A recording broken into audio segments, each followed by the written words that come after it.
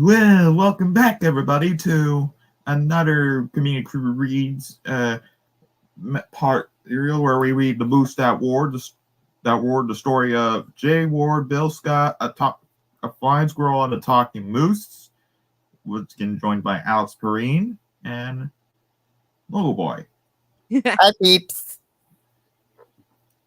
So where we last left off, we learned about the history of television arts productions and before it came to Jay Ward Productions and Crusader Rabbit. So now we're going to pick up on Chapter 3.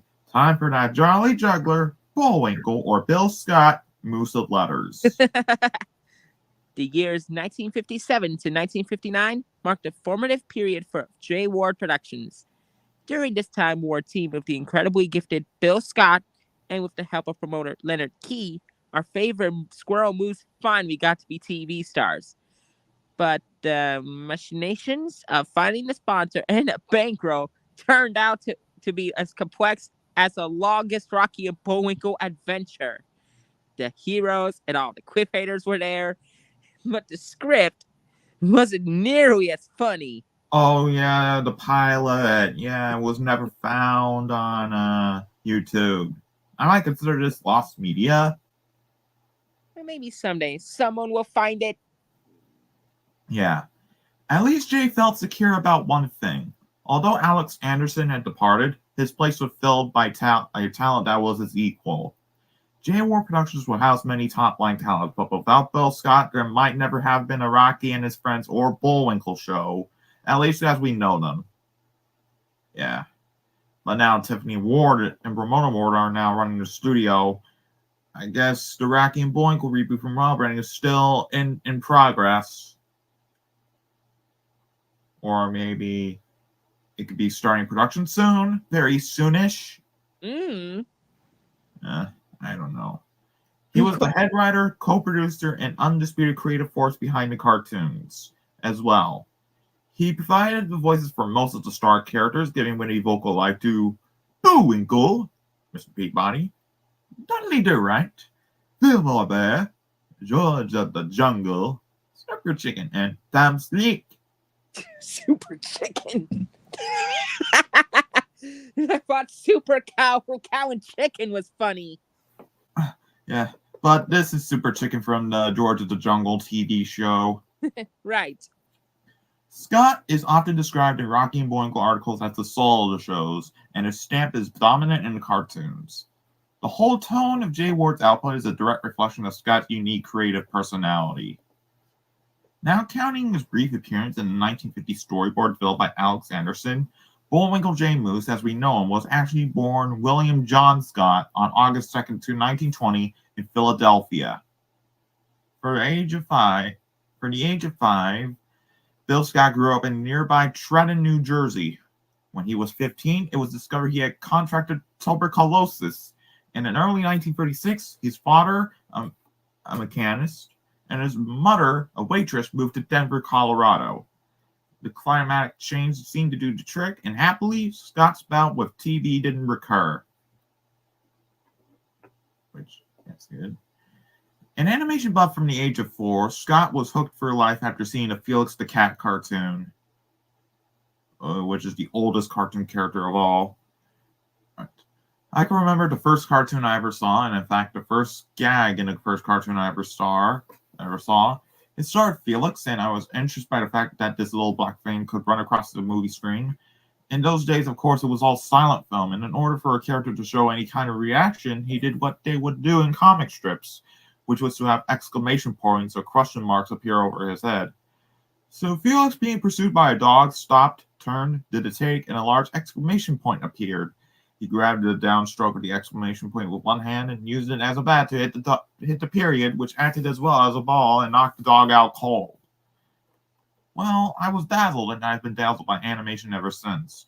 I realized even in that it was an art with which you could do anything, and I was tickled to death with it. So, as I say, I was an animation nut from the word go. I was probably the only 17-year-old in Denver who memorized all the credits on the cartoons. Ooh.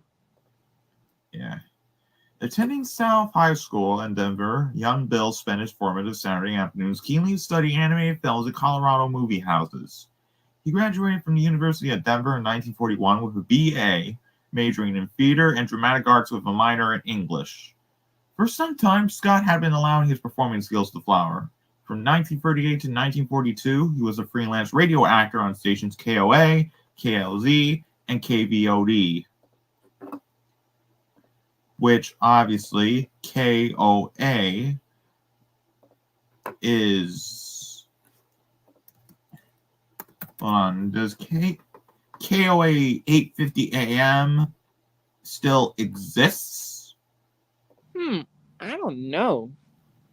It was 850 AM. KLZ KVOD is now My Tuner Radio. And KVOD, it was Colorado Public Radio, classical. These still exist to this day. That's nice. When he was 18, he joined the Denver Children's Theater, where he met Dorothy Williams, whom he married 4 years later. And his love interest. Dorothy was a high school senior studying drama when they met. They were soon staging puppet shows in the window of a Denver department store and in theaters. We gave them Cinderella, Rapunzel, and Rumpelstiltskin, but the kids could hardly wait for us to get off so they could see the Lone Ranger. At the same time, Scott kept feeding his obsession with animation. I was one of the thousands who responded to the Walt Disney nationwide talent search by drawing Goofy and Pluto. I love to do this, although I really didn't have that much drawing ability. Before long, he hooked up with Bill Turnbull, another rabid local cartoon buff. Turnbull was the only other guy in town who memorized all the credits on cartoons and short subjects. We knew all the names, animators like Phil Monroe, and so on. In fact, I knew who all the people were at Warner's, Disney, and MGM. These were my heroes. Bill Turnbull was an animation buff to such a degree that he built his own animation crane out of wood, plus spit, string, and wire from a couple of photographs of Disney's famous multiplane version, and it was an operable machine. We needed material to demonstrate his camera, so he and I began to paper animate just to see how things moved. And this was my first actual experience with animation. Ooh. And Scott and Turnbull worked together for one summer, animating to some 16-inch soundtrack discs from the movie King Kong, 1933.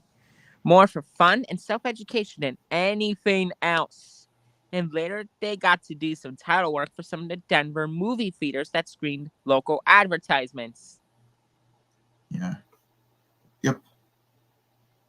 Career-wise, I wanted to be a commercial artist very much. I thought that was a fine thing to do, but it really didn't take me long to realize that I was not a good draftsman, and I knew very little about color, two things which had haunted me ever since. But I'm a pretty good draftsman now, 1981. And then I had more guts than anything else. Wow, okay. Yeah. Excuse me. I just burped. It's fine. You're excused. Following graduation, Scott became a high school teacher. He taught English and drama for one traumatic semester in 1941-1942, as scarifying to the students as to me. In fact, I was trained to be a school teacher. Then, when World War II descended upon us, I enlisted in the Army in spring 1942. But through a friend, I was able to attend aerial photography school. Cameras were another hobby, and besides, the photo school was located near Denver. Qualifying as a lab technician at photography school, Scott was assigned to Peterson Field Air Force Base in Colorado Springs. Soon after, his unit was ordered to transfer to California. Because Scott was acting in a fundraising play staged by the camp newspaper, he scored the lead role in The Man Who Came to Dinner, Special Services reluctantly put him on detached service for 1 month. When the play ended its run early, Scott enjoyed a brief furlough, then took the chief to Los Angeles. After a confusing runaround, during which Bill was listed as AWOL, he discovered that his camera crew was stationed at the 1st Motion Picture Unit, a division of the 18th Air Force Base Unit, which is headed by Ronald Reagan. Yep. The FMPU, a military organization, housed many of Hollywood's finest filmmakers, who were busy producing training and instructional films for the war effort. It was located at the Hal Roach Studio in Culver City, former home to Bill's comic idols Laurel and Hardy. Upon arrival, he was informed he was too late. His combat camera crew had already shipped out, and young Bill Scott was suddenly a private without portfolio. Oh no! Yeah, I know. Okay, and here is this picture of him with the bowling puppet entertaining children in 1961. And look at all the moose hats. Oh yeah, they're like, I don't know, Bullwinkle's Black Party? I don't know. As he told interviewer Paul Etcheverry, when I walked into the orderly room of the unit itself just to report for duty, I was sent in to see the personnel officer who was Ronald Reagan. Quite a jolt for Denver boy. Reagan in very many of the films the unit produced. Soon after settling in, Bill was amazed and delighted to learn that within the walls of the first motion picture unit there existed a large animation wing, featuring veterans from Disney, Fleischer, and MGM. Without hesitating, Scott hightailed it to the cartoon department. He eagerly explained his background to Commanding Officer Rudy Ising, who in civilian life was one half of the famed Harmon Ising cartoon team late of Warner's and MGM. Ising managed to effect a transfer for Scott from the film loading bay to the cartoon unit, and Bill began his famed animation career as a lowly gopher. When I was assigned to this animation department, I thought I died and gone to heaven because all these people whose names I had memorized from screen credits were sitting near me at the next desks and doing much better work than I was. The unit was assigned 3 major tasks, as Scott explained. Firstly, we turned down general instructional films. We did one called Camouflage, for example, and we used a little chameleon character as the lead with the voice of actor Jimmy Gleason. This was the first film I did a voice for. By the way, I did a Texas accent. Secondly, we did specific training films for gunners, teaching them how to use gun sights. We had an animated cartoon character called Trigger Joe, who was our hero in a thing called Position Firing, about the K-10 and K-11 gun sights. The third thing was that one whole section of the animation unit worked just on doing maps and topographical things for fighter pilots. This later developed into a program that took up a whole sound stage using 3D models. We had a whole model of the island of Japan, and the animation people were employed every day, painting and repainting the whole countryside as it would appear before and after bombardment. So the pilots who flew over were essentially flying their approaches and so forth before they ever got there, every landmark. This was a strange kind of thing for animation people to be doing, but it was the biggest bunch of artists and painters they could lay their hands on. Virtual reality half a century ago. Scott was stationed there until his discharge from the Air Force. I didn't do animation per se. I started out washing cells, the lowest below, and I graduated to being a painter, then an inker. But my draftsmanship and patience weren't good enough to even follow a trace line with a pen, so they put me on as an in-betweener. I was a fairly unsuccessful one, but fair enough to become a rather poor assistant animator for Phil Monroe. Phil and I got along very well. We have a similar sense of humor, and we liked each other. It was here that Scott first met Bill Hertz, who had spent 25 years at J. Ward Productions. Oh, yeah, I remember that guy. Yeah. Yeah. Hertz recalled this period vividly. In 1977, he delivered a witty speech when Scott was honored by ASIFA, the International Animated Film Society, in which he said, Scott was an outsider. He had never worked in Hollywood.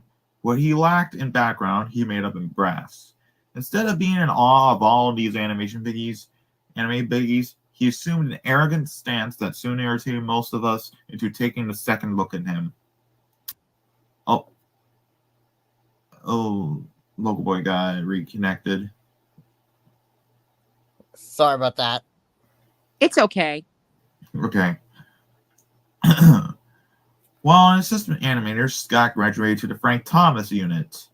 I moved to doing an assistant layout for John Hubley, then working on story and storyboard for Frank Thomas. These two artists proved a major influence on Scott during this increasing immersion in all areas of cartoons. Thomas was one of Disney's famous 9 old men. I respected Frank Thomas. He was always a very kindly man, which is what I needed at the time. Apparently, he could see things in me that I and other people couldn't see, and you went to bat for me a number of times. I was one of the few people in that unit who remained there. A lot of them were being drafted into other units or shipped out for overseas duty and combat camera work.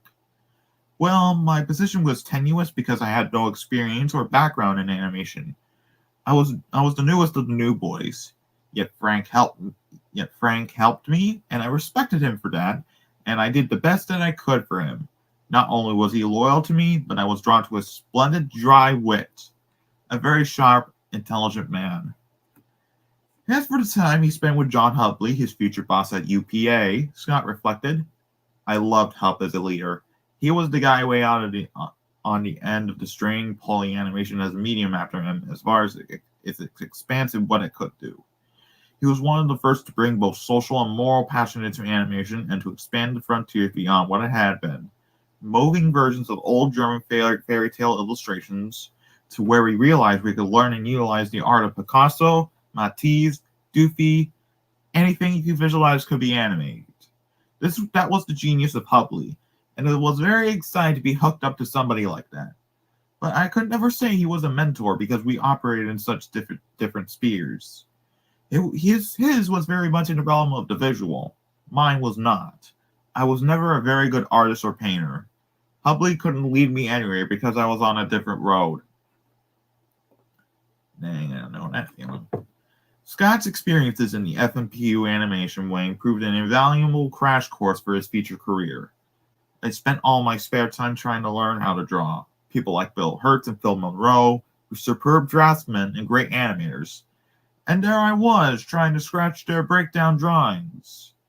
As he told Jim Corcus, they were both very nice, and they'd cover up my mistakes for me. And all the time I was doing layout, we were working on storyboard too. So I had quite a range of jobs in the animation industry while I was still in the service. Ooh. Yeah, I know, right? Yeah. Scott credited his native comedic bent as being the true reason he was able to last there. Bill Hertz explains that favorite indoor sport of all animation cartoonists is the drawing of a series of gags, inspired usually by a guy telling of some exploit of the night before. Scott would have forever remained an outsider had he not responded to a challenge of the gag series with some hilarious drawings, which easily matched the best of Hubley's or the others. Yeah, I could imagine this as my indoor sport. I don't know, drawing gags for when I had an animation studio. Right. All right. When the war ended in 1945, thankfully, Bill Scott was still a PFC, so he applied for Officer Candidate School. After 6 months, he rose to the rank of the second lieutenant, explaining, I graduated just in time to be separated from the service and joined the Army Reserve. True to form, I remained a lieutenant for the next 10 years. Meanwhile, his on-the-job training in each area of cartooning had given Scott the necessary confidence for his next career step. And what a step! The fabled Warner Brothers Cartoon Studio, or Termite Terrace. Ah, yes, Termite Terrace. The studio that made the Looney Tunes. After his discharge in 1946, he recalls, I just kicked around for a while. Finally, seeking work, he went to his former CEO, Rudy Ising. Ising asked around, but nothing much happened until Scott got a call from Warner Brothers. Phil Monroe had gone to bat for Bill by speaking to Chuck Jones.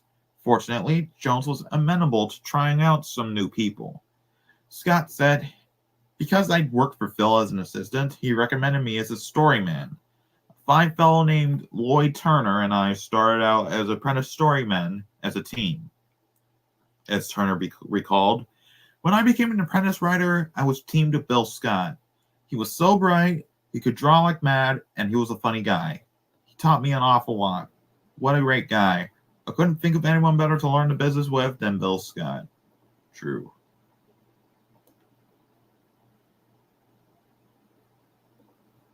Okay. Yeah, because Lloyd Turner was a good guy. Okay. Turner and Scott worked as a team for about a year, during which they found themselves in a competitive situation. Scott dubbed it the Fang and Claw system. We didn't know it, but we were in competition with each other. The deal was you would 3 months at one salary, then 3 months at the next salary, then you became a journeyman, which gave you a big raise in pay. But Warner Brothers wasn't willing to pay 2 journeymen, so we were pitted against each other, and each of us had to do a story, and whoever's story was best was kept on. Wow. Yeesh. Wow. Sheesh. Yeah. Bill and Lloyd refused to play this game. Oh no! Working on each other's stories, doing joint jokes, unbeknownst to the Warner Brass. Brass? What's it doing here? I don't know. Anyway, they would simply toss a coin to see whose story would be chosen. Finally, added Scott, it wasn't mine. Lloyd was kept on and I was bounced. Oh, dang. Wow. So Okay. Scott was with Warner Cartoons from 1946 to 1947, employed in the Arthur Davis unit. AKA Art Davis, which Right. Art Davis had been promoted to a directing position when Bob Clampett left Warner's. Scott told Paul Echeverry, Art was an ace animator with a delightful sense of humor. But Artie was scared shitless. He knew he was trying to cut it amongst some very big talents, and he was very, very nervous. We had a terrible time selling stories to him. He really wasn't all that sure of our talent, and he certainly wasn't sure about what was funny himself. He was pretty much put in the same spot that Lloyd and I were in. You're here on a professional basis, and you better shape up or ship out. The time Scott spent at Warner's proved highly educational, and he got to work with several of his early heroes. The jam sessions for each cartoon featured established Warner storymen Mike Maltese, Ted Pierce, and Warren Foster. You couldn't get any better than that. They were sensational people. Scott was able to sharpen his own considerable comedy skills, which later blossomed into his distinctive style at J. Ward's. In the Davis unit, Bill truly enjoyed working on Daffy Duck's character, while he in turn had a hand in the Goofy Gopher's unique delivery. At Warner Brothers, I had to use my own technique, which involved a lot of in-jokes, dialogue jokes, and crazy character things. I know we had our Shakespearean dog in there at one time, and we had the 2 Alphonse and Gaston type gophers.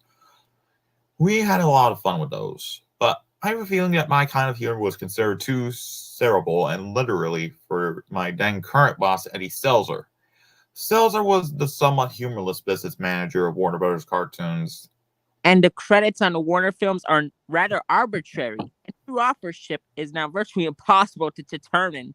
For instance, Scott remembered working on Mexican Joyride and Catch As Cats Can, even though these 2 films list Dave Monahan as sole writer. And although he and Turner shared a writing credit on Bowery Bugs, Scott always insisted, I never got the chance to do a Bugs Bunny film, much to my disappointment. And Hold on, guys. I gotta go to the bathroom. Okay. It kind of sucks that Bill never got to do Bugs Bunny. Ouch. That's really much of shame. Yeah. He should've given it- Shame. Yeah. So Bill Scott left Warner Brothers in 1947. Grateful for the experience, I developed a real sense of animation timing, of how long the scene should be to work for an audience. I'm glad I had an opportunity to work there. The people were great and I had fun. Bill Hurt's whipped. Scott lasted 1 year. His natural gift of not knowing this place as low man on the totem pole might have contributed to his leaving. Yeah. Yeah.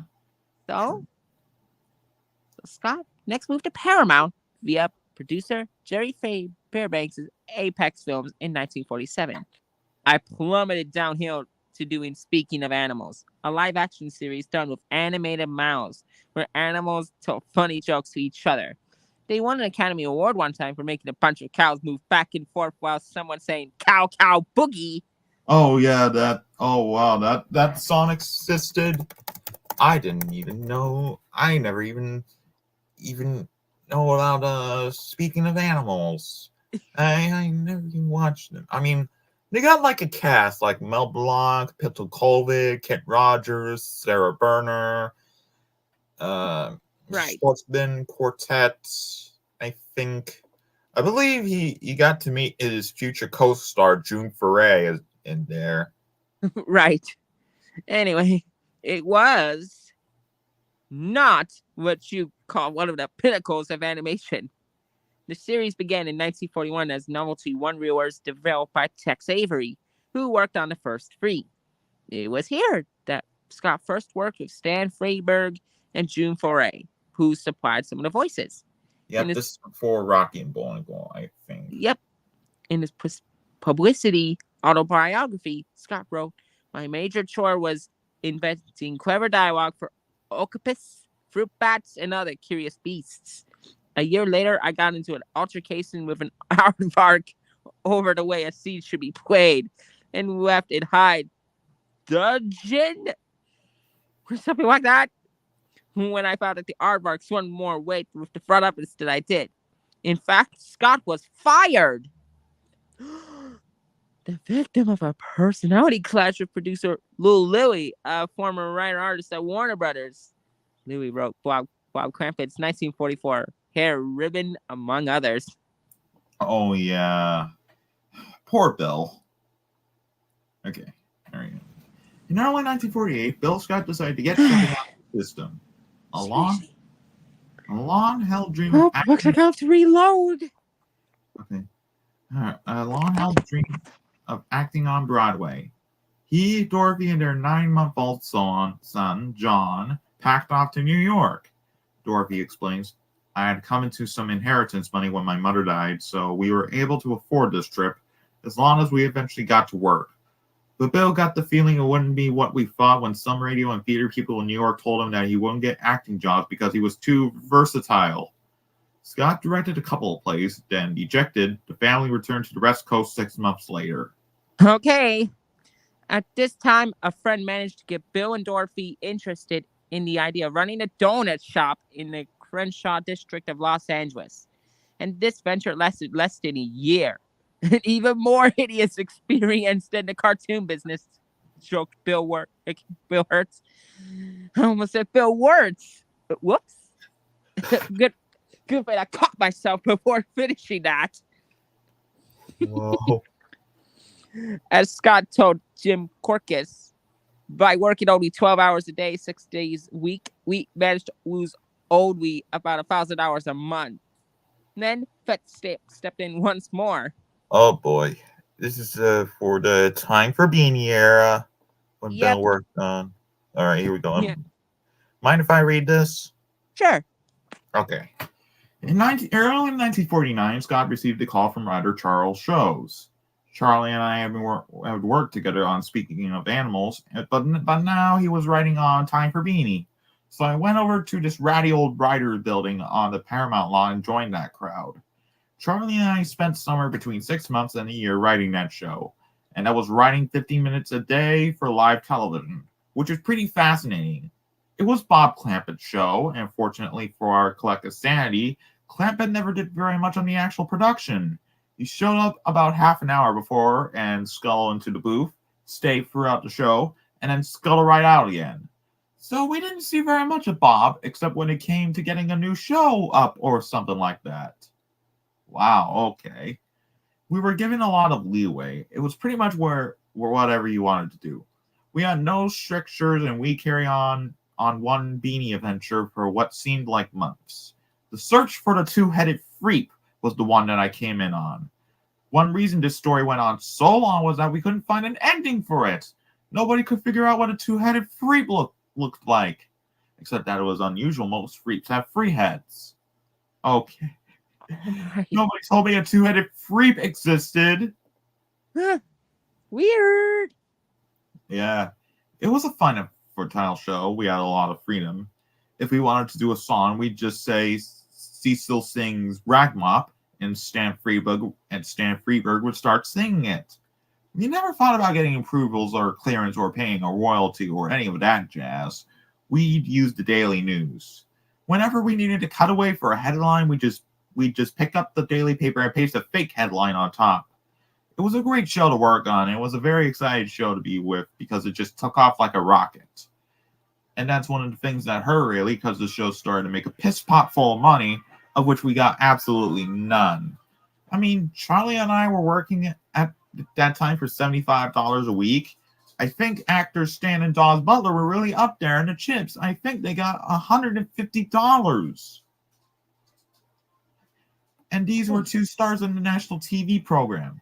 At one point, there being no videotape in those days, the thing was shown on kind scopes in like 40 markets across the country, and it must have been taking in about $150,000 a week.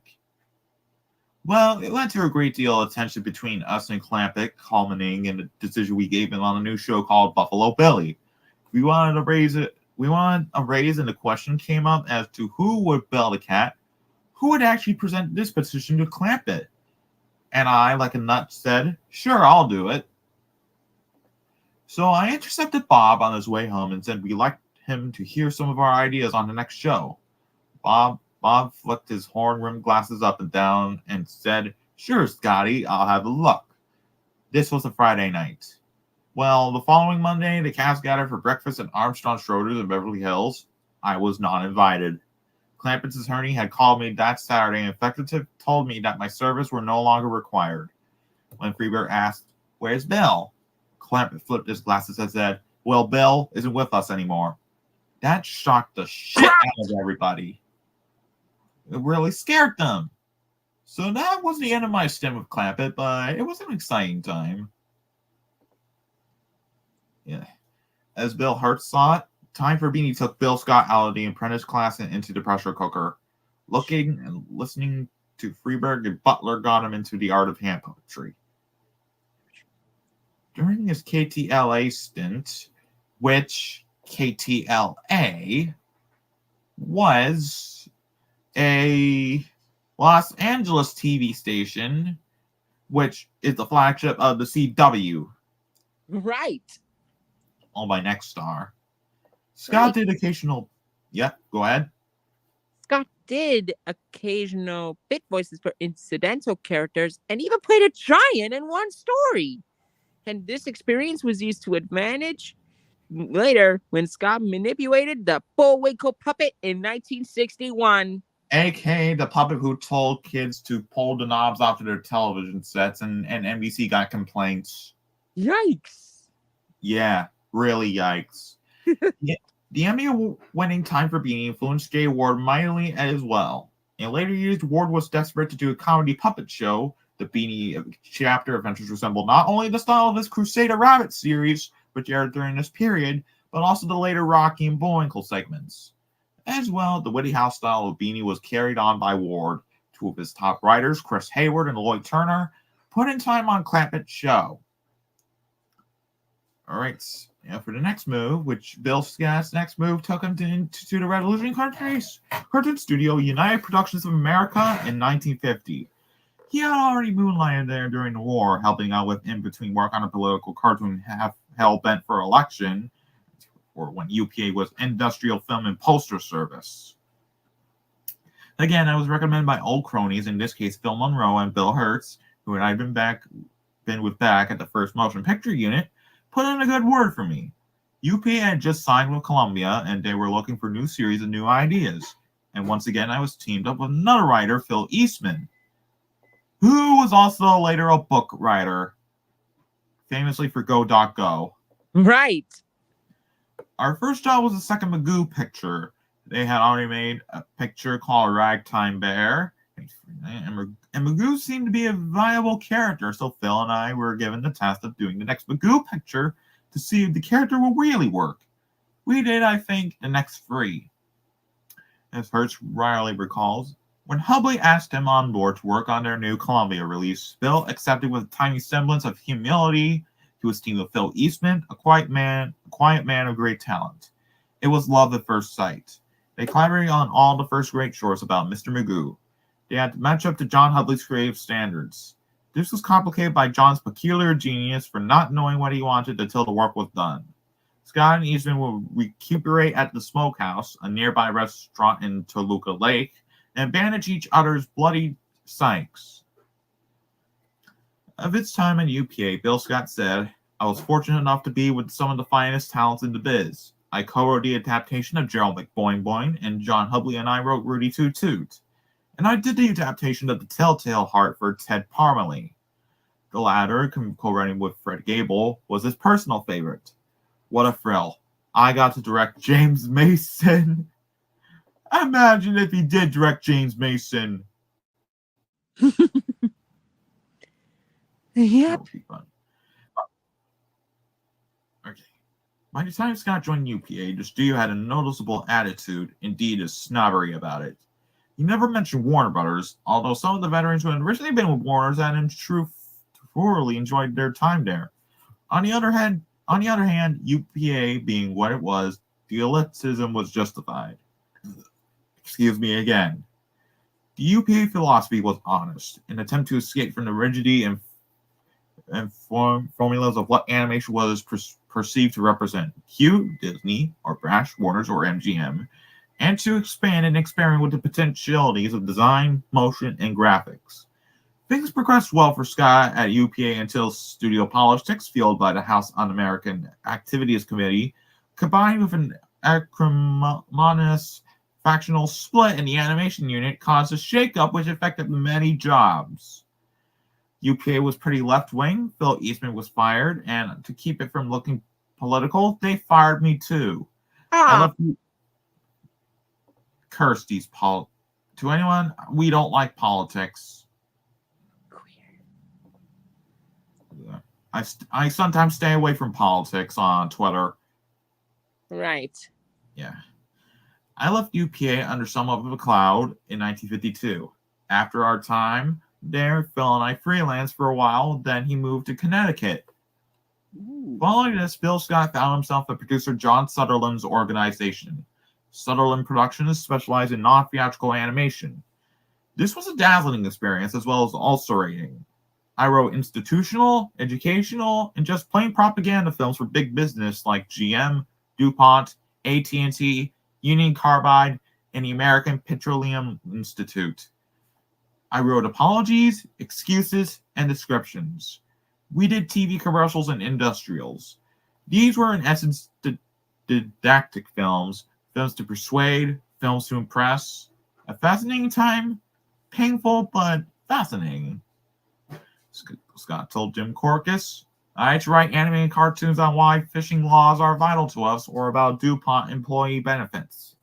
In Bill Hertz's opinion, Scott became a writer and vice president for John Sutherland, and he hobnobbed with tycoons. This was not his finest hour. Because Bill Scott hated working at John Sutherland. Yes. What happened? Well, let's find out. Yeah. Scott added, I disliked what I was writing, but I wrote it because the money was good. About once a year, I get fed up and march into the office to say I couldn't do it anymore. Every time I'd open my mouth to complain, they stuff it with money. I worked with some of the greatest wheelers and dealers and corporate pirates, as yet unhung, that I've ever met. Finally, I just couldn't take it anymore. I lied for 4 years, and that was enough. I've tried not to do that since. Everything I've thought or suspected about big business turned out to be absolutely true, and I just couldn't deal with that after a while. That's the only job I ever quit. Fortunately, I was fired from everything else. After Sutherland, I went back to UPA for a bit, and he worked on the late lamented Boing Boing TV show. In 1956, Scott became assistant producer on CBS TV's Gerald Boing Boing show, UPA's venture into the world of television cartoons. Used to the luxury of producing 8 theatrical shorts annually, UPA was now expected to make a full half hour of animation per week. Bill observed, they got about halfway through this enormous enterprise and suddenly someone realized that nothing was funny. The producer was Bob Cannon, a brilliant and sensitive director. Cannon was not a conventional animator in that he actively hated broad humor. However, this was commercial TV calling, so Cannon requested that Scott come on board and doctor the show to make it, as Scott put it, more roughhouse. You see, everything was very artistic and the graphics were sensational, but there were no jokes. So somebody prevailed upon Bob Cannon. Welcome back. You're welcome. So somebody prevailed upon Bob Cannon, who had never been a very big fan of mine, to ask me in as his assistant. I had to try to inject some humor, some point of view, or some satire into the stuff. Well, I tried my best, but I never did get off the ground. There were a number of independent and very self-centered, I don't mean that as a pejorative term, people on this TV show who wanted their own pictures done exactly their own way. They had no training in humor. In fact, they really didn't appreciate humor very much. Yet they each had the full responsibility of turning out a short film on a very scant budget. Of course, when someone like me came in to try to eject something else or make it a joke, there was a great deal of resistance. So I don't know how effective I was at all. Oh no. Yeah, I know. The 26 shows premiered December 16th, 1956. They went way over budget and only enjoyed low ratings. And Scott did not hang around. After that, he freelanced for a year or so, writing commercials for Storyboard, Hubby's animation company, and Quartet Films. And I did a couple of pictures for Walter Rance when he was working for the State Department. Also, some freelance work for Sutherland, 4-Star, Playhouse Pictures. Oh, and time spent on the Magoo feature film. Which is 1001 Arabian Nights, the Magoo version. Right. In 1957, while Bill Scott was freelancing for various animation houses, he was contacted by old crony Charlie shows who would soon be busy writing Hanna-Barbera's new Rough and Ready series, recommended Scott as a writer of Shamus Culhane Productions. And it was here that Scott and Jay Ward would first meet. And it's going to be this big moment where Scott and June are going to be met. I mean, no, Jay. Oops. I just did my blooper. I almost said June Foray. I was talking about Jay Ward. First I did, and now you did. Okay. All right. Chapter 4. Rocky Road to Television, or That Voice. Where have I heard that voice? Okay. By 1957, the highly regarded veteran animator Seamus Colling had enjoyed a decade of heady success in the TV commercial field. Now he was trying for the burgeoning TV cartoon bandwagon. According to Bill Scott, Seamus had become very interested in producing a series for his new West Coast studio. Colling was offered a series of 5-minute cartoons totaling 195 episodes for interstate television. Needing money at the time, he agreed to do the series. Aware of Jay Ward's desire to make a new cartoon show, Colling offered the interstate project to Jay, who would produce and develop the property in Hollywood. The title of the proposed show was Phineas T. Fox Adventurer. Scott recalled the series being really sort of another version of Crusader Rabbit. It starred a fox, who was a detective, and his assistant, who was a dumb bear called Bonaparte. The whole thing was takeoff on Sam Spade. Production was already underway when Scott came on board. Ward had asked Jerry Fairbanks to recommend a good cartoon writer, and Charlie Shows came to mind. Shows, in turn, suggested Bill Scott, and they had both written for Fairbanks' Speaking of Animals, theatrical shorts, and TV's Time for Beanie. Colling was impressed by Scott, calling him a very cogent man. What I liked about Bill was that he had the same ideas concerning animation dialogue as I did, which meant not just having stupid words that talked down to kids. Unfortunately, Jay Ward and Seamus Colling quickly had a major falling out over Ward's production methods. Oh my. I really wish Colling would work at Jay Ward. Anyway, Colling recalled, storyboards were looking just like the old Crusader Rabbit. In my opinion, these came across like a series of still drawings that were too primitive. It just looked cheap. Characteristically, Ward stuck to his guns. According to designers Bill Hurst and Al Sheen, this was not the way Seamus Colling liked to be treated. He was the boss. Hurst remained a close friend of Colling, who died in 1996, offering, Seamus was irascible. In fact, almost as irascible as old Art Babbitt, a revered animation figure formerly with Disney and UPA. Al Sheen was working at the Colling Productions head office in New York at the time. Sheen, himself a highly independent character, found Colling to be impossible and neurotic. An ego clash between Ward and Colling seemed a foregone conclusion, and in fact, Ward and Al Sheen were to clash in much the same fashion years later. What Colling needed was a producer, not a singular interpreter like Jay Ward. Always suspicious of Ward's friendliness with many of the animation staff, Colleen accused him of questionable ethics and staff poaching. Phineas Fox proceeded without Jay, who felt deeply insulted. Wait. Does anybody even remember Phineas Fox? No. No, not at all, not at all. This show was never made. This show obviously was never made at all. Yeah, he was given the boot. Yeah, I got canceled. He walked out on Colleen Finley. This incident occurred on Friday the 13th. Yikes! Oh my God, there is no way this incident happened. Friday the 13th got unlucky for Mr. Ward.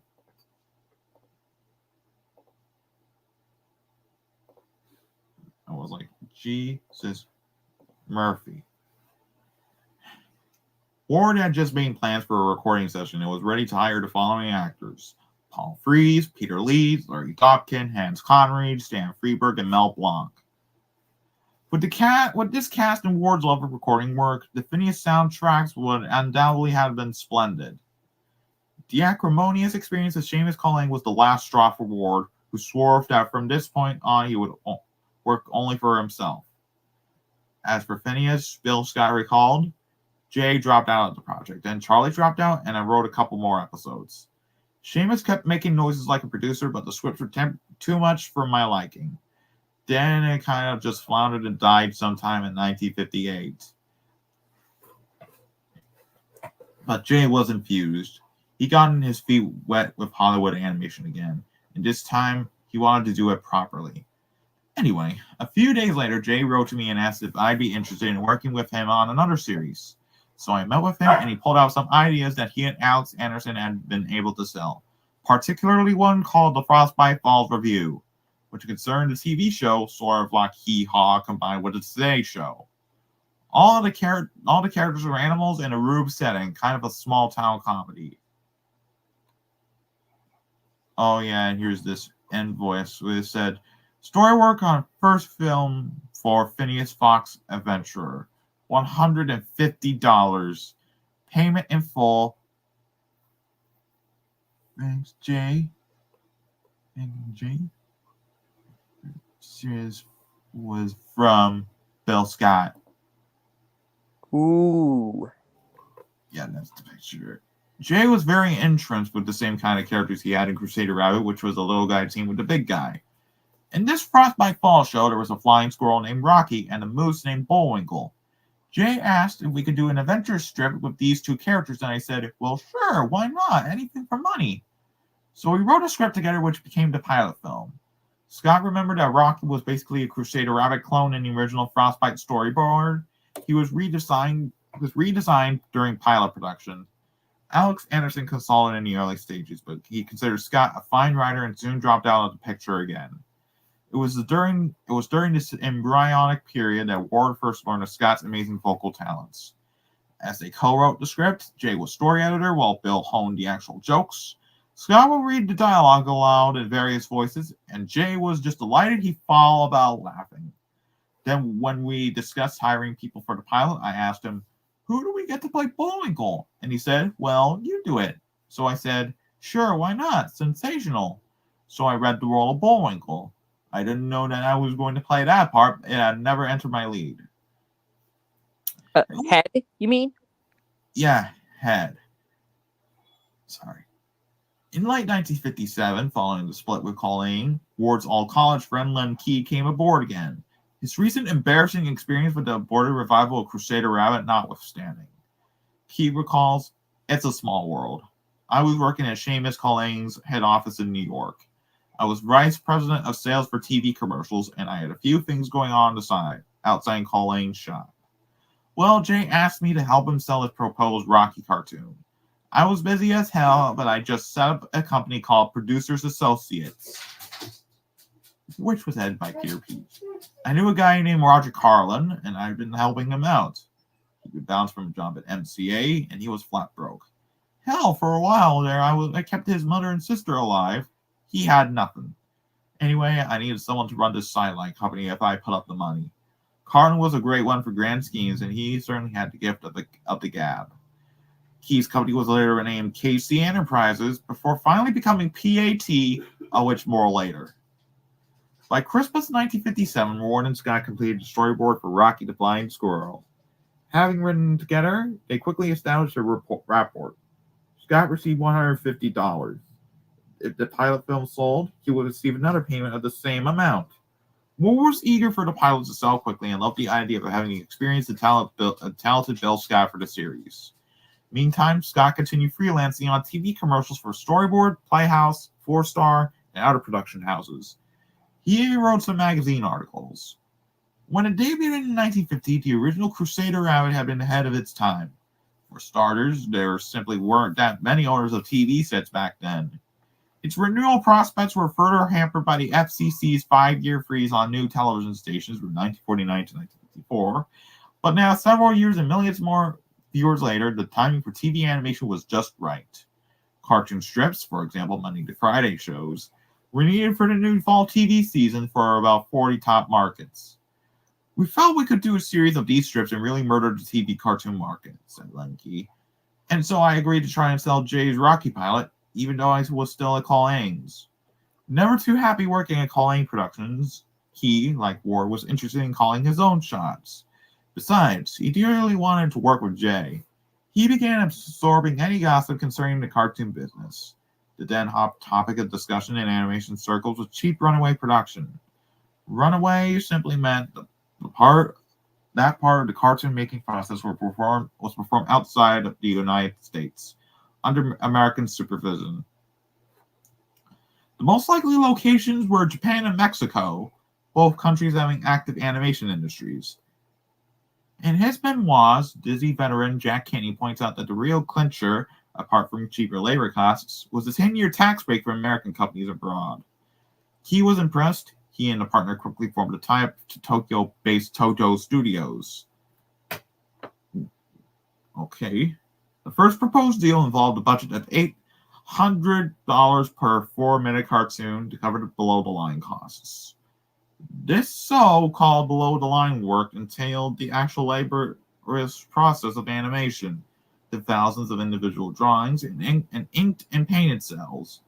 The earlier above-line stages involving storyboards, model sheets, layouts, and soundtrack were handled stateside.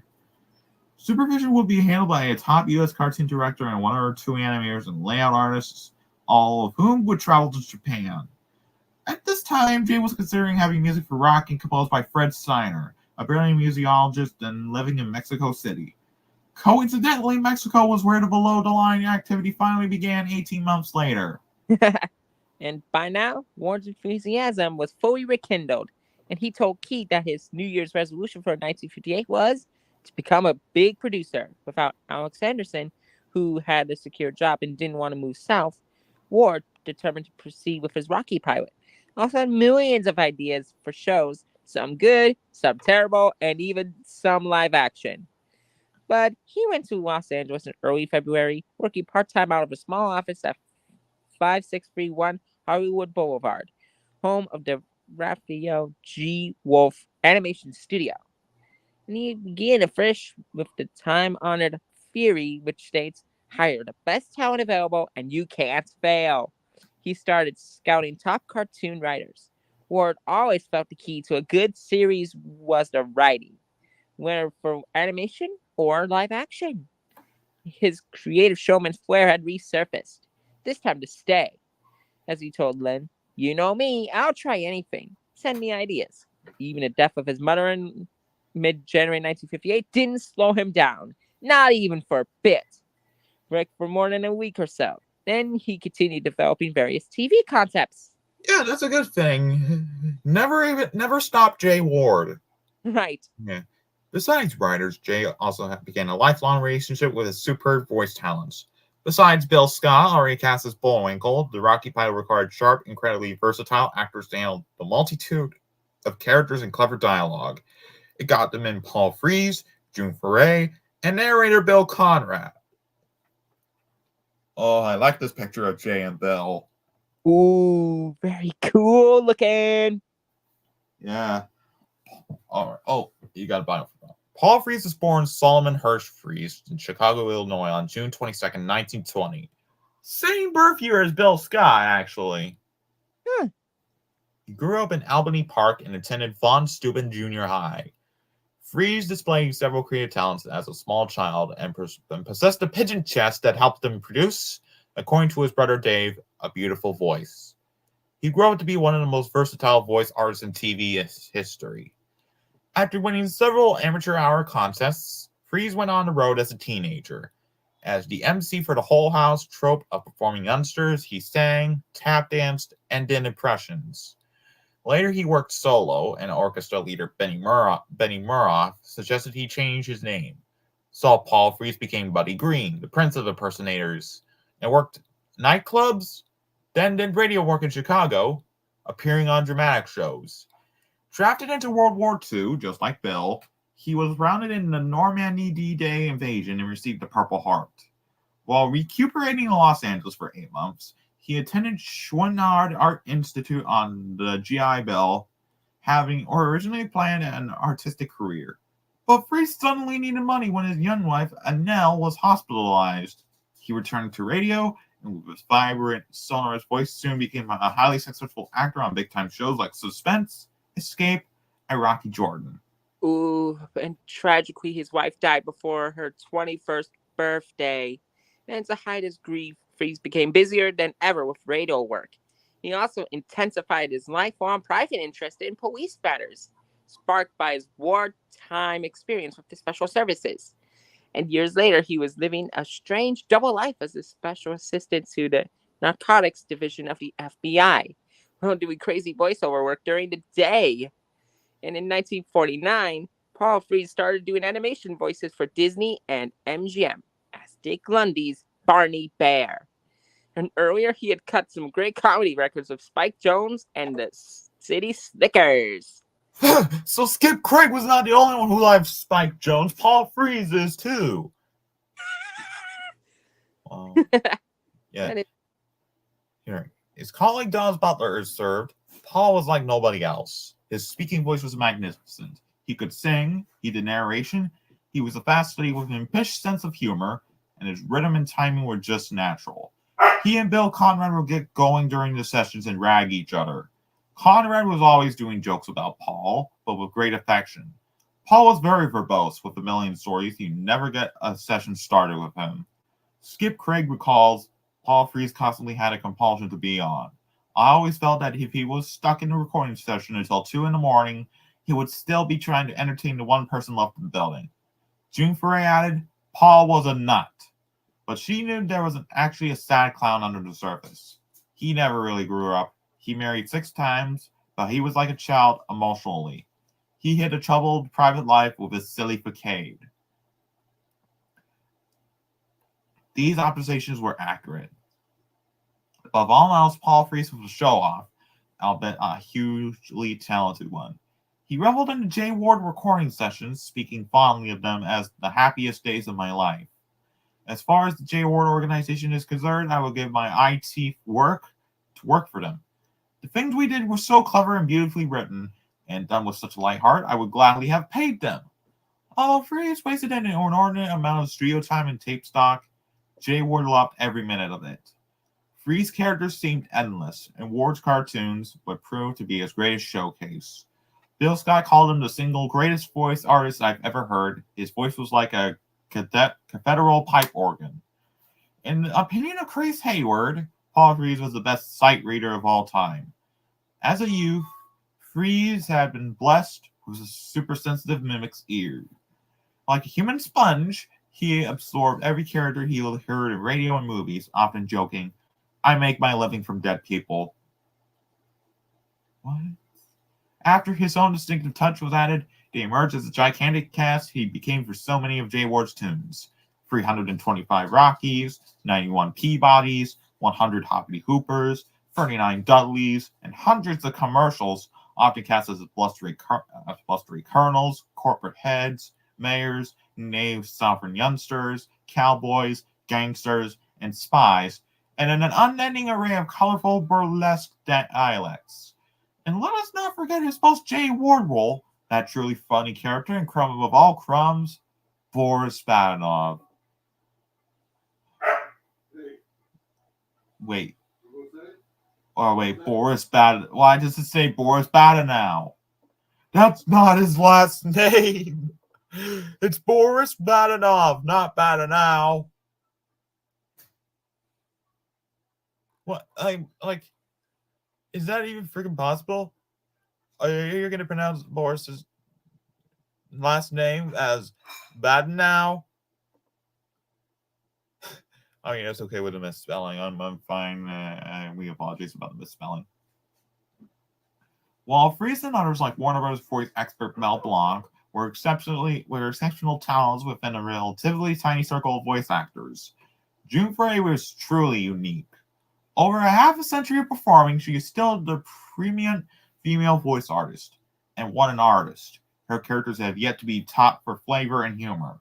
Her range is awesome, from babies through little boy characters such as our stalwart hero Rocky, to the racist tones of her excellent Majori Main imitation, and even the great Barnyard Rooster takeoff. Her Wicked Witches have been without equal, and her Sherwich wives, Aesop's the Wolf in Sheep's Clothing, snooty society types, the customer in the Crouching Fairy Tale, Little Red Riding Hood, and famous Brooklyn Princess, not to mention her other J. Ward starring roles, Nell, Natasha, Ursula, display an ear perfectly attuned to vocal subtleties in comic dialect. Foray was born on September 18th in Springfield, Massachusetts. Again, not the Simpsons state, Springfield. Her musical mother tried to interest her in dance, but June preferred acting, starting at age 12 in straw hat theaters and local radio. The family moved to California in the early 1940s, and after both acting and writing, Lady Make-Believe, her station KECA, which KECA was, let me see, is there a radio station in KECA?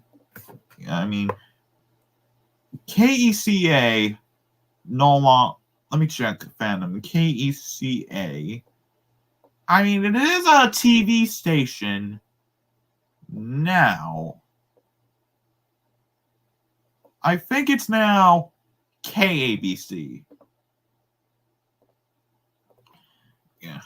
Teenage June Foray graduated to motion picture dubbing and network radio, doing drama like Deluxe Radio Theater, Red Rider, Sherlock Holmes, and the Count of Monte Cristo, and comedy studio for Danny Thomas, Steve Allen, Jimmy Durant, Bob Hope, and Phil Harris. Later, she did TV, appearing on Carson's Cellar, in which she performed on-camera sketches with Paul Frees, his first stint working with him. She began doing animation voices for Universal, like Walter Lance's Egg Cracker Suite, featuring Oswald, and Paramount's Speaking of Animals, where she first met Stan Freberg. In the 1950s, she worked for Disney, like Cinderella, Peter Pan, Trick or Treat, and playing Mrs. Goofy. Mrs. Goofy! Yep, Mrs. Flippin' Goofy. I would say I would prefer Mrs. Goof. Yeah. Because since, she only played Mrs. Goof in Father's Weekend. And of course, let's continue on With MGM, like Tom and Jerry and Tex Avery cartoons. Walter Lance as the voices of Knothead and Splinter, UPA and The Lady in Black, and over 40 of the Sublime Warner Bros. Cartoons. And when Capitol Records began their spoken word division, A&R man Alan Liebenstone absolutely contracted Foray, Charles Butler, Stan Freberg, Mel Blanc, and a veteran dean of voicemen, Pinto Goofy Kovic. Goofy again. Yes. Between them, these artists did over 100 children's records, including many adaptations of Disney cartoons like Ferdinand the Bull, Pinocchio, and it's so on. Then Disney's people started asking, who's this girl doing all the voices? We better use her says June, explaining how she came to work almost exclusively in animation. Yep, she's off to a good start. Right. June Foray also worked with Freeberg and Butler on Capitol's adult comedy records like St. George and the Dragonet and Little Blue Riding Hood. Oh, what a twist on a fairy tale. Yeah. In 1954, Foray continued her association with Freeberg on the offbeat CBS radio comedy That's Rich. And in 1957, she was a regular in his legendary series The Sam Freeberg Show. June did some of her greatest work here, calling on many of the characters she would soon play for Jay Ward. She described her initial meeting with Ward to animation historian Milton Gray. In 1957, my agent called and said there's a man named Jay Ward. I don't know him. He's never worked for Disney or Warner's or MGM. And he would like you to do a series. They would like to make a demo film and try to sell it. Would you be interested? I said, of course. I'm always interested in something like that. I met Jay at the Tail of the Cock on La Cienega, and he was sitting at the bar. He bought me a couple of martinis before lunch, and I wasn't used to drinking before lunch. I was feeling very high in my martini glass by the time we had lunch, and I said, I'll do it for free even. I'll be happy to do the demo for you. We recorded the first demo in 1958 at Capitol Records in one of their tiny little recording studios. Paul Frees, Bill Scott, and myself. This was just Rocky, and had nothing to do with Fractured Fairy Tales or Dudley Do-Right. Discussing the work procedure with Jay Ward, June recalled, we'd read around the table, jail jokes, laugh at the funny dialogue because it was brilliantly written. Then we do it on mic for time, and then we record. We did 5 segments in an hour, then just sat around and laughed and told jokes. It remained a beautiful family. Jay was always astute. I'd say, what kind of voice do you want the princess to be? He'd say, Brooklyn. I'd say, gee, I was Brooklyn in the last one. Don't you want something different? He'd say, no, give us the Brooklyn. And he was right. He was very precise in what he wanted, and he was correct. In 1960, an ABC TV publicity release stated, June thoroughly enjoys creating and developing new voices. Having decided to concentrate on this talent, she's always listening for new voices, then she tapes and files them in her personal library. Bill Scott had suggested Freeze and Foray long before he knew he'd be their co-star. When Gary Owens interviewed Paul Frees on radio late in 1970, he mistakenly asked his guest how he happened to land the role of George of the Jungle. Freeze immediately corrected him, saying, no, George is actually Bill Scott, who was Jay Ward's partner and the best doggone voice man in the whole TV cartoon business.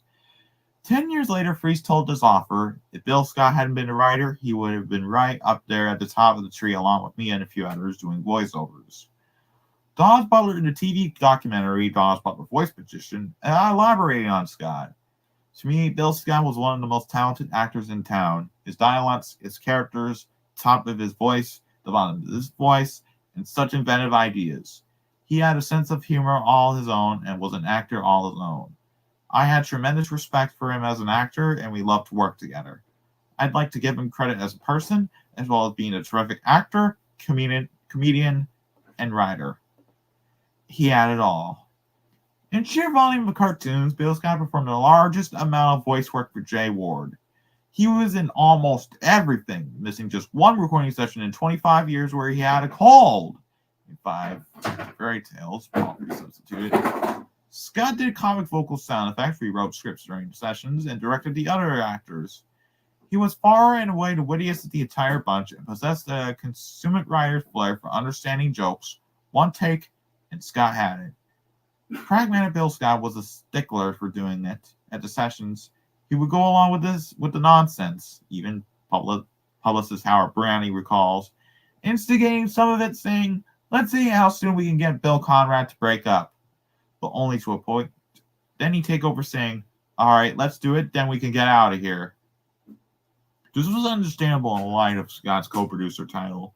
Fun was fun, but only as much as the budget would allow. Scott was able to match Freeze and Foray character for character, earning their complete respect. He'd been known to them mainly as the writer in the period before Jay Ward Productions. I was a very quick study, and I'd blatantly steal my bit voices from Paul, admitted Scott. One thing I was able to do was make my voices clean. By clean, Scott meant they weren't foggy or gravelly. And of course, while Scott lacked the rich vocal timbre of Freeze and Conrad, he would never be a narrator in their class and never cared to be. He was regarded by the other actors as the most brilliant player on the team. They were even in awe of his writing ability. As Jay's former secretary Linda Hayward recalls, Bill was an absolute speed demon with his scripts, and his penchant for comic dialects proved a perfect partnership for Paul Frees. For example, in one Peabody episode, Frees played Wilbur Wright with a booming southern tone, while Scott essayed his brother Orville in a high-pitched Carolina whine. Oh, yeah, sure. Scott's Gestapo-esque fearless leader was a terrific voice and provided a neat contrast to Boris' Slavic growling. Scott even did a few crazy imitations: Edward G. Robinson, Chico Marx, Wallace Wimple, the superb Bob Newhart, and Eddie Lawrence, as well as helping June Foray out on occasion. He played a great witch, as his voice was able to be pitched just right for a slightly dizzy female character. By contrast with his gruff, pomegranate voice, William Conrad was, like Paul Frees, one of the most familiar narrator announcers in the United States. By the time Conrad and Frees began working for Jay Ward, their distinctive, deep, rolling voices were being heard on countless commercials and movie trailers, following long stints of radio. In 1991, referring to his sessions with the Bullwinkle Gang, the self-effacing Conrad said, "I never really felt like I was part of the team."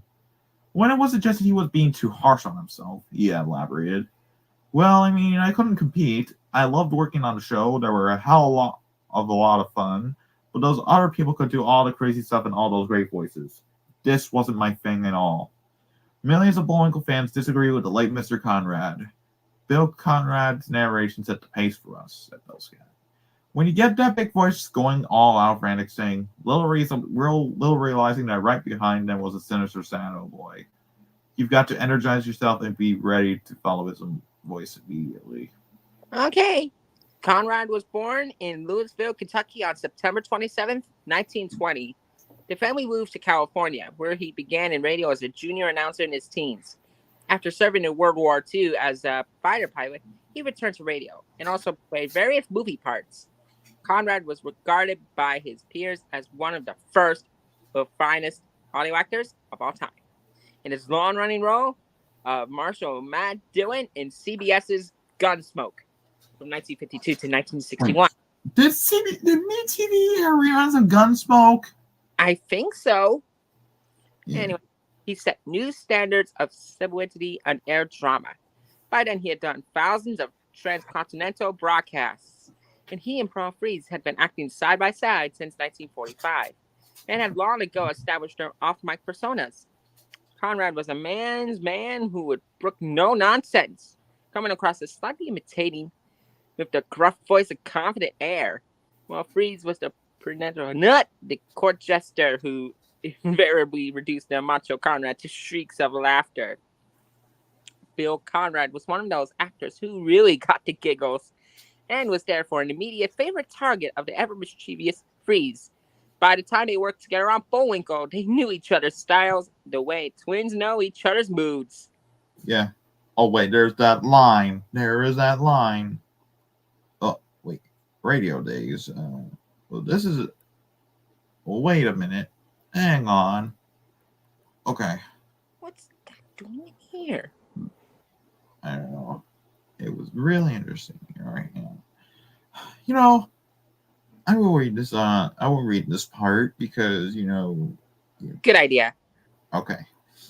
When quizzed on his background as a superb cartoon voice, Bill Scott explained, "In my college days, I was a radio actor in Denver. I didn't make much money as it, but I was always available, and I did a couple of national broadcasts from Denver playing various cowboys.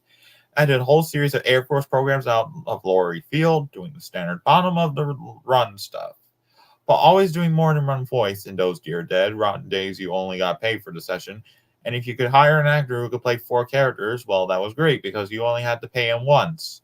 So, of course, the people who could do multiple voices were much in demand. At one time, for a period of 6 months or so, a girl named Lenore Geller and I did a comic soap opera together, doing all the characters. Bill's wife, Dorothy, remembers Bill helped write the show. It was called The Tweedles. We had like 21 characters that we were playing, so I had that kind of background. Great training, lousy pay. I didn't do much with it until later. I did one voice in the air voice, and I think that's all I did. Then at UPA, I did a few fill-in voices here and there, and I did a song on the Big Boing Boing show, but not full-time until my association with Jay. In fact, Scott performed quite a few voices for Starland and UPA. Among others were theatrical cartoons like the Magoo and Pete Hothead series and McBoing Boing show TV entries, including The Sleuth, a prehistoric cartoon with Bill and Dorothy providing the vocals, and Mr. Tingley's Tangle, which Bill narrated in rhyme. Earlier, Bill and Doc could be heard in Man Alive, a 1952 instructional short sponsored by the American Cancer Society, directed by Bill Hertz. And as dialogue director on the 1959 Magoo feature 1001 Arabian Nights, Scott can be heard in a couple of bit parts. The J. Ward Studio ceased production in mid-1984. Scott had seen it coming, so in January that year, he recorded a demo tape to promote himself for freelance voice work. Almost immediately, he was hired by Disney and worked on their new TV cartoons, playing Moosel on the Wuzzles and Gruffy Gummy, Sir Tuxford, and Toady on Gummy Bears until his death in 1985. Right. All right, And that's early in his association with Jay Ward in August 1959, Conrad suggested he could double Scott. Remember this incident? He came into one session, he was telling Jay in his colorful language that he could do more than just being a narrator. Like, I could double Jay. I could do voices and accents as good as those people. I said that instead of that B word. yeah. I mean, I'm like a mature 17 guy, so I guess I could do this. Right. He came into one session and was telling Jay in his colorful language that he could do more than just be the narrator. I can double Jay. I can do voices and accents as good as these bastards. Well, that day there was a character in one of the scripts, the last one we did that night. He was called Sam. Or in that case, Microsoft Sam. Oh, I'm just kidding. That's silly, dude. Sam was a little native on Bloney Island, so Conrad tried it and he retired it. Jay kept saying, "You sound just like Bill Conrad," so we finally gave the part to Paul Frees. Well, Frees was just relentless. He bragged Conrad about this for years. He'd say Bill Conrad is the man of 1,000 voice, and he can hardly manage that one. I think Conrad got bored occasionally, so I write some bit in for him from time to time. What Scott had forgotten was that 2 years later, almost to the day, Conrad finally did a playing native called Sam in Rocky episode 220. In fact, in the recording session held a week earlier, he had played both a native and one of Santa's elves. This was actually a gag reward for the previous 2 years of ribbing, which culminated with the May 12, 1961 issue of the Hollywood Reporter, which solemnly announced J. Ward Productions will go a third cartoon series try with a Sam the Native pilot. Bill Conrad's been firm for the voice of Sam, the friendly cannibal. Ward and Scott had sneakily planted the item. In truth, Conrad could double. On radio, he played many fine, believable characters in dramatic shows, but they weren't cartoony enough for Ward's style. Then, too, Conrad shared a common trait with Hans Conried. Whenever they did double, their own voices were so distinctive that they had a difficult time disguising their vocal timbre. Expert multi-voice people like Freeze and Foray could hear their tones as they were portraying characters and knew how to mask their own voice print. Conrad's performances in the Rocky and Bullwinkle episodes were highly enjoyable, especially in the later seasons, when the narrator was included in the plots. In one episode, a cop removes the gag in which Boris has tied around the narrator's mouth, but in doing so, he rips off the poor fellow's mustache. Conrad gave hilarious, if painful voice to now whiskerless storyteller. Ouch. So here's that old render of Rocky. Right.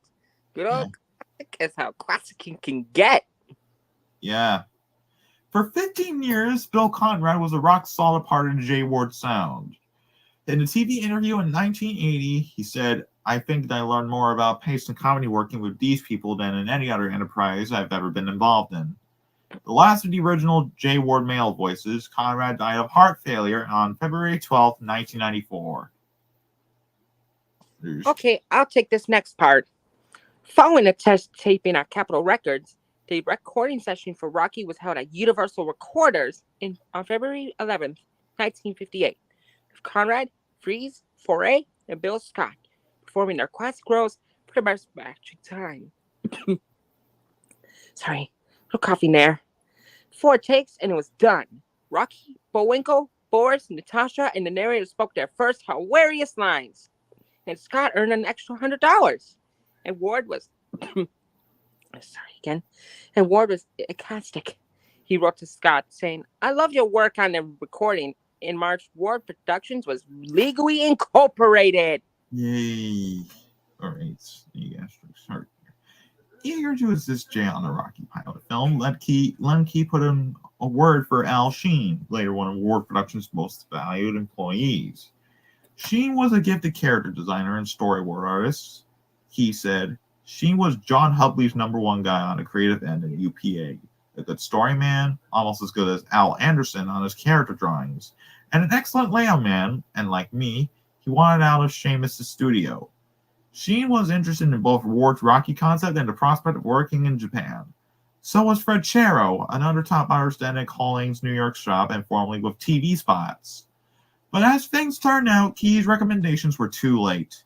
Ward had already begun the animation on Rocky. 2 Hollywood artists, Sam Clayburger and Roy Morita, handled all the artwork for Jay's film. Bill Scott has spoken to the 2 UPA designers who agreed to work on the Rocky pilot in their spare time. So did editor Skip Craig, also a UPA. Craig eventually dubbed the finished film at TV recorders. At this point, Lemke was already gearing up to send materials to Japan. Although he felt confident about a national sale for Rocky, he believed that the financing would have to be reasonably low budget because the characters weren't established yet. He was looking in the area of $1,500 per episode. Had their show featured Peanuts, Pogo, or any other famous entity, they could have asked $4,000 per segment. He was a diligent worker. Before long, he had several sponsors interested in the plucky flying squirrel and his slightly moronic moose, Spunny. A top contender was the lucrative Canada Dry Ginger Ale Company. He knew that the TV animation market was out there and that their timing was very good. During 1958, in fact, any cartoon that was well made, a la Crusader Rabbit, and cost around $1,500 per episode, was considered to be automatically in TV stakes, with or without a national sponsor. Meanwhile, yeah, true, like General Mills and Dentyne chewing gum or Tootsie Rolls. Yeah. Meanwhile, Jay was being given a crash course in the current West Coast animation scene by Bill Scott, who had innumerable contacts.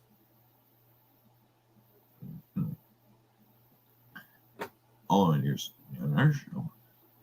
Although Joel Bonsall had beaten him to the punch with the Color Crusader Rabbit series, Ward was now confident he could do better. Wait, #1.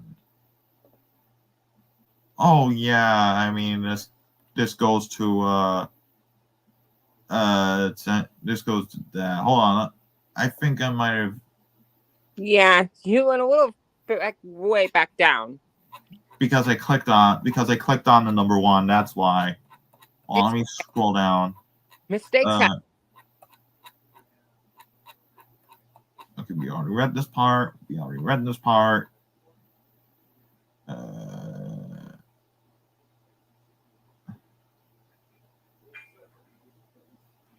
There we go. Close the table of contents. Besides Rocky, he commenced work on a puppet show similar in tone to Time for Beanie, and was negotiating to have the marionettes built in mid-March. This project, planned as a 50-minute daily serial, was named Carrots and the King. The lead characters were Carrots, a red-headed 8-year-old boy, and Mr. Walter Wadsworth, who proclaims himself a king after finding a lost mime deed. The Waldo character, an unemployed Shakespearean ham actor, was obviously the template for Waldo Wigglesworth and Jay's later Hoppity Hooper cartoons. King Waldo was still being considered for a full-length animated feature 3 years later. Jay commissioned Chris Jenkins to develop the project, but nothing came of it. Several character names in Bill Scott's Carrots script reappear later in the Rocky and Bullwinkle stories, including General Broadbeam and Babyface Braunschweiger. By now, it was clear that Jay Ward was not simply competing with Joel Bonsall. He was already displaying the ahead of his time creative salesmanship for which he later became legendary. Ward, lining up staff and talent, wanted to expand into all the fields he liked: comedy, satire, jazz, sports. He even had an idea for an audience participation TV show where viewers would send in predictions of football scores. In early March, animation on the Rocky panel was nearing completion, and Ward, still residing in Berkeley, returned to Hollywood to supervise the camera work. He sent a copy of the storyboard to Len Key, who showed it to Al Sheen. A splendid artist with high creative standards, Sheen completely flipped over it. Then it was sent to Canada Dry per usual. By the end of March 1958, the pilot film, now officially called Rocky the Flying Squirrel, was ready. He began toying with the idea of buying Academy Productions, an East Coast animation firm. He wanted a facility for producing commercial spots, industrials, and TV cartoons. But Jay much preferred the idea of basing his own studio in Hollywood and expressed disdain for commercials because of his aversion to creative interference. Right now, he wanted to stick exclusively to entertainment films, especially as Bonsall's new version of Crusader Rabbit was selling like hotcakes. A printed and complete Rocky pilot was sent to Key. He thought it was superb and immediately began hawking it around. The response was excellent. Reed Wright of Maps Advertising showed it to his client, Canada Dry. The account executive for Cocoa Marsh, a chocolate marshmallow drink, also loved the film, while one distributor who screened it offered $3,500 per episode for an outright sale of 65 episodes. Although excited about the latter reaction, Ward felt that percentage ownership was preferable. So did Len Key, who was aware of that many ad agencies were into the payola game involving questionable kickbacks at the time. He warned Jay to make sure they had a good upfront profit before signing with a distributor. Industry practice meant that Jay would have to relinquish full entity of Rocky. The usual deal was 50% for the financing company. TV financing involved the cost of film prints, advertising, promotion, and legal fees. Hanna-Barbera, for instance, funded their early cartoon series with Screen Gems on a loan basis with interest. And of course, one reaction to the Rocky film was already prophetic. Good, but not too sophisticated. Interestingly, all the parties who screened the pilot felt like the title should have been The Adventures of Bullwinkle the Moose. Persistent, considering Bullwinkle actually inherited the show in 1961. While Ward was certainly amenable to suggestions, he couldn't see what was wrong with Rocky the Flying Squirrel as a title. Key's follow-up task involved working on a comprehensive merchandising and promotional campaign to help speed the sale. Yep. By July 1958, things were looking to the big time.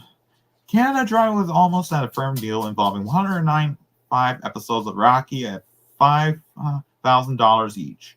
Also in the pipeline was a possible production deal with Nabisco and King Features, in which Ward and Key would subcontract animation for a series of new Popeye TV cartoons. Topping this off, Cocoa Marsh had ordered a tentative contract drawn up for Rocky, and now Jay had a second pilot film ready for Len to sell. This was Jam Session. An enthusiastic jazz buff, Jay had conceived a TV series which would showcase the great jazz artists of the day. By the end of March, he decided on the title Jam Session after rejecting Jazz World USA. Following initial preparations, including hiring Monty Kaye to line up top talents like Dave Brubeck, Ward filmed the first sequence on June 2nd at the Red Onion nightclub in the Bay Area. The shoot was hampered by temperamental musicians, distractions from a gaggle of bohemian characters who hung out all day, and a number of technical problems. Ward was disappointed with the quality of the rushes. The audio was poor, but after seeing the final cut, he felt pleased. Skip Craig said, "Jay showed me the film one time and it was pretty good, but it was basically cool jazz. Mort Saul was in it doing a stand-up routine." Earlier, Ward had considered humorist S.J. Perlman and TV critic John Crosby as hosts before deciding on a controversial new comic Sal, who later became an ardent fan of Jay's satirical cartoon shows. The film was directed by Bob Henry, who was associated with much big-time TV variety, including the Dina Shore Chevy Show and the Nat King Cole Show. In late, Jay headed for New York with a print. Then, just as Leonard Key was looking like a veritable Mr. Peabody, the very worst thing happened. Oh my.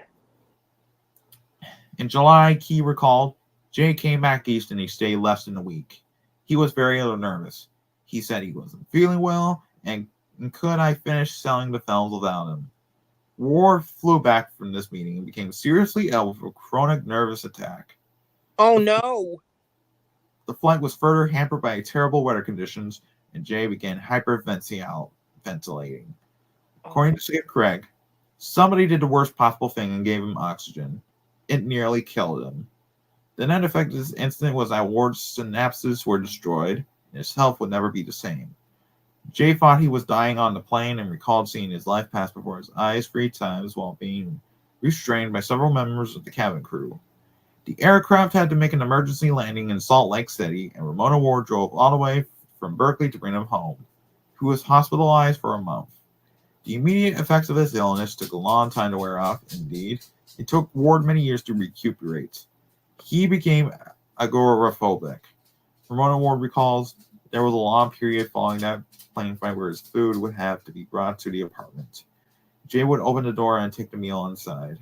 Eventually, he was able to cure himself by degrees. He wanted to conquer his fear, so he started by walking out of the apartment to get his mail at nighttime. However, she adds, Jay never fully regained his health, and he had many relapses to the end of his life. While shocked and concerned for his old college son, Len Key kept working for a sale on Rocky. His older brother, nationally famous cartoonist Ted Key, expressed an interest in helping on storyboards while Jay recovered. As Len was keen to have better cartoon ideas to fall back on, Ward kept himself busy while bedridden by devising a second cartoon series to be set in the Old West.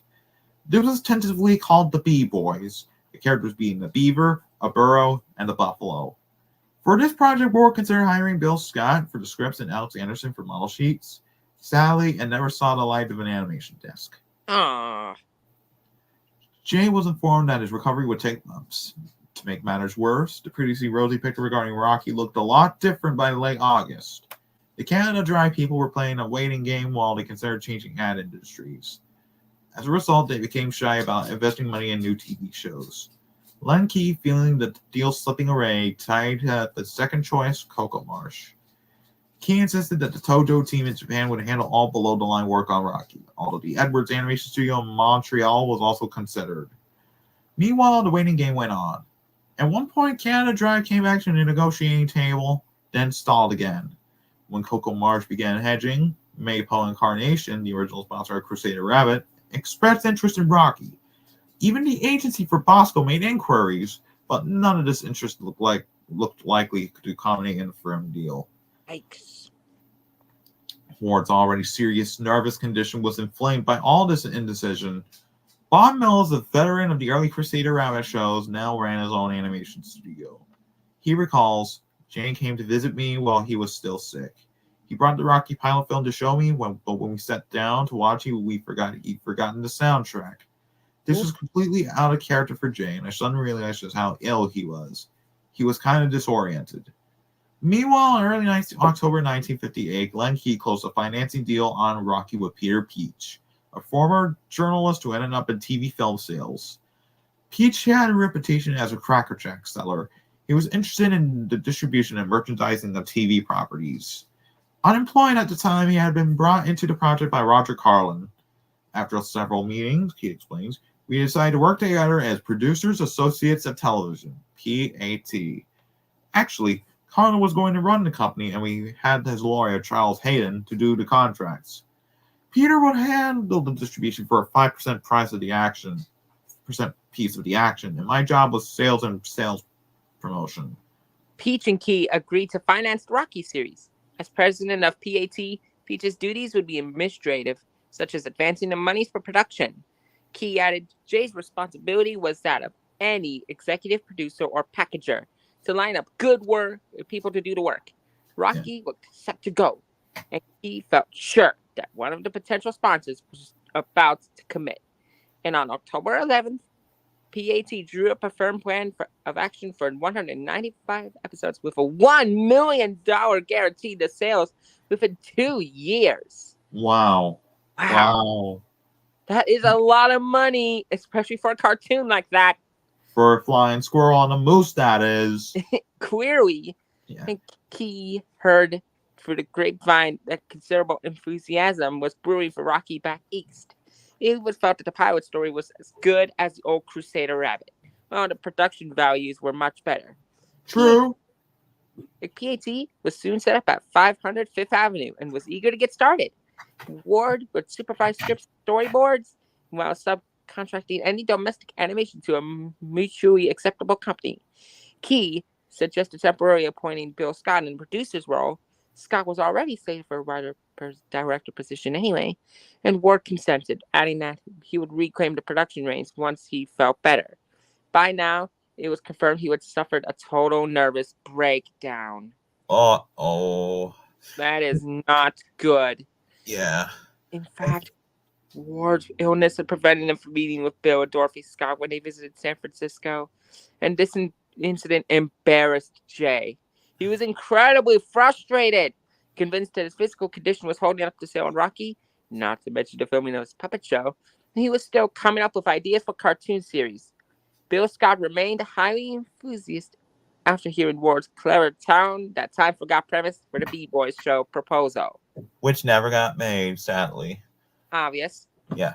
By August, Scott had left UPA for the third time following a stint as dialogue director on the Mr. Magoo feature film 1001 Arabian Nights. He was freelancing for Seamus Claim, whose Phineas Fox series was flattering after 10 storyboards, and Quartet Films, who kept providing him with TV commercial assignments. During this job-to-job period, Scott noticed a lot of new TV cartoon pilots around town. He became more and more interested in seeing Rocky take off. Ward wrote to Lenke, emphasizing, Bill would be wonderful for the series. He's the best man that I know of, and he knows all the good writers in Hollywood. Then, at long last, Jay Ward's run of bad luck seemed set to change. In the final week of October, Charles Hotchkiss from the Dan Fitzgerald Sample, DFS, advertising agency, spoke to Jay in San Francisco. Hotchkiss was put in touch with PAT, who arranged a screening of the Rocky pilot. It was favorably received, as Key explains. Charlie Hotchkiss showed it to DFS. They liked it, and they showed it to General Mills, their top client. It appeared that Rocky the Flying Squirrel was about to get the long-awaited go-ahead. With DFS suddenly impressing keen interest, Ward was urged by Peter Peach to start thinking of ideas for new Rocky episodes, with the series expected to air in the fall of 1959. But Ward's seesawing ill health worsened just as PAT commenced pre-production. Key points out Jay's condition was being compounded with extra nervousness about selling the show. So a revised contract was drawn up, giving Ward $2,500 for the first Rocky episode and a royalty of 125 episodes for each new one. At the same time, assigning Bill Scott 25% ownership of each cartoon he produced until Ward recovered. Bill Scott wrote to Key, saying, As you know, Rocky was Jay's original idea, and he and I wrote the pilot together. I'm glad he feels that he can go on with it because I have a lot of respect for Jay and we work well together. Scott waited for the impending go-ahead, expecting a lot of fun on this project along with a nice bundle of money to boot. But unfortunately for Jay Ward, his jazz show pilot didn't sell at all. Although it came close, a European friend of Lenke almost secured a British deal for 26 episodes to be financed by Harry Saltzman, later co-producer of the James Bond films, and a Canadian network deal for 39 shows had been discussed. Neither one, however, eventuated. Yep. But late in the year, with PAT set up and closing on a Rocky deal, there was talk of financing 39 segments of Jam Session for the fall of 1959. They went as far as planning the whole co-production between the United States and France, where American jazz was, as is positively revered, but by Christmas of 1958, Ward faced the music. Don't pardon the pun, an occasional one, was mandatory in a book on Jay Ward. There was just no market for a show. In December... Whoa, dang, man. Anyway, in December, PAT signed contracts with Ward and Scott. Financing was planned for between 195 and 255-minute episodes, and there were discussions about possible commercials employing Rocky and Bullwinkle. And now, things began to move along. Aside from the Rocky project, PAT was approached by Albert Cantor, the head of Classics Illustrated Jr., for a series of animated fairy tales. Key asked Scott to write and storyboard the first episode for $300. And he was based on the classics comic book version of Goldilocks and the Three Bears. The brief instructed, be funny, but still charming. Updated, but not sophisticated. Scott began toying with this in his spare time. Key and Carwin booked a flight to Japan to check on the animation studio's progress. Christmas and New Year's celebrations passed, and Jay Ward looked forward to a less traumatic year ahead. But unfortunately, he would not get his fifth wish. Wah, wah. We're going to stop here.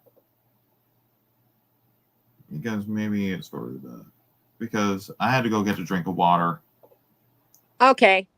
We could resume on chapter 5. Yep.